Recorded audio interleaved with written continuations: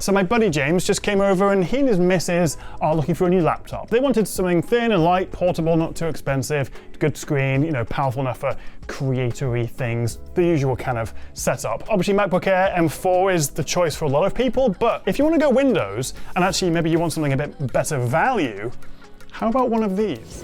This is the latest Lenovo Yoga Pro 7, powered by AMD Ryzen AI processors. And it is very nice, actually, and right now it's about 20% off. You can get this for under $1,000, meaning it's about the same price thereabouts as a 13-inch MacBook Air, even though this is a 14.5-inch, so actually closer to the 15 Air, but gets double the memory, 32 gigabytes as standard. It gets quadruple the storage, a terabyte as standard. Remember, the base MacBook Air comes with 256 gigs, a much better high refresh OLED display that's incredibly color accurate, much better connectivity. We've got two USB 4s, an HDMI 2.1, that's the full fat one that can do like 8K 60 outputs, as well as two USB-As on the other side. You also get this little switch which disables the webcam, and also we get Wi-Fi 7. It is a bit of a fingerprint magnet, but I'll let it go because just look at that color. Absolutely gorgeous. One of the best looking laptops I've seen in a while. And I've partnered with Lenovo and AMD to give you a bit of a walkthrough. Particularly while it's on sale, this is definitely worth a look at. Now in the past, Lenovo's Yoga lineup just meant it was their flippy, round, 2-in-1 360 devices, but that's just one part of it now. Yoga is their premium ecosystem of devices designed for creatives.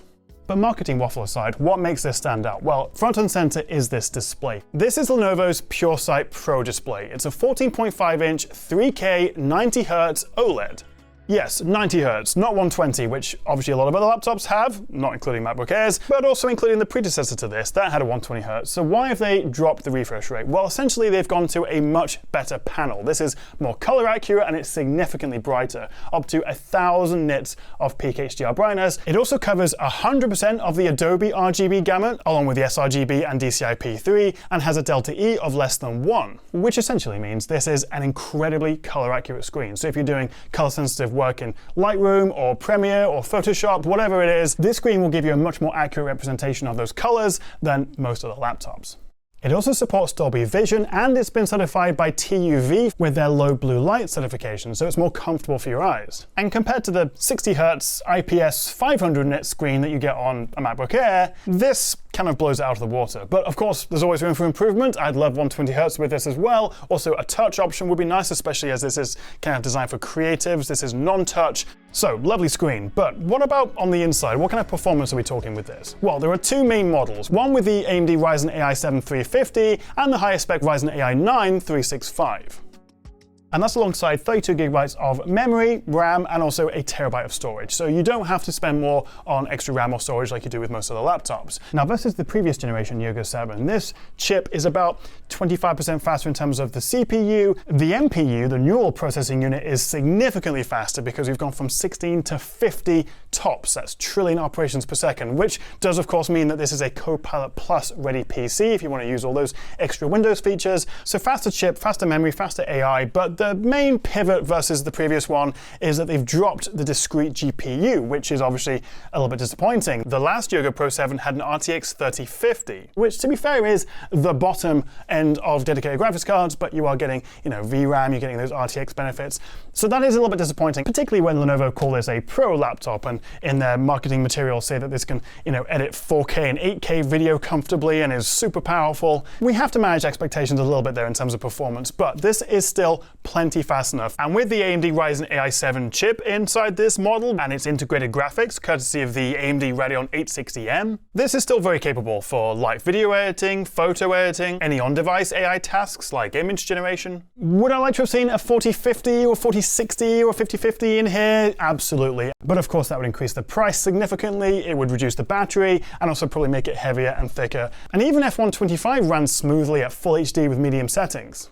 And interestingly, with this, we have this Lenovo X-Power feature, which means the CPU can actually boost up to about 70 watts, significantly higher than it would normally run at for sort of short boost periods. So kind of like turning on DRS, or as it's now known, I think, ERS in F1, just giving you that bit of boost before it then throttles back. I will say in using this over the last few weeks, I did find I got much better performance when plugged in. Bear that in mind. That is one downside compared to, say, a MacBook Air, where you're going to get basically the same performance on or off battery. But the power brick is actually pretty small. This is it. So it doesn't really add much to carry it around with you. And it's certainly powerful enough on battery, but you will get the most out of it plugged in. If you've used a Lenovo laptop before, then you know their keyboards are terrific. And actually this one is one of the best. We've got 1.5mm of key travel, we have curved keycaps, so really comfortable typing experience, good feedback, and also a massive touchpad, which is very responsive, nice to use. It is the diving board design of touchpad, so you can press it in a little bit easier at the bottom than the top, so it's not like a forced haptic feedback one that you might get on a MacBook or some of the rivals, but still very nice.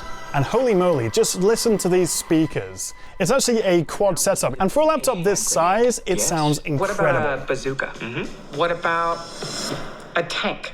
Oh, sure.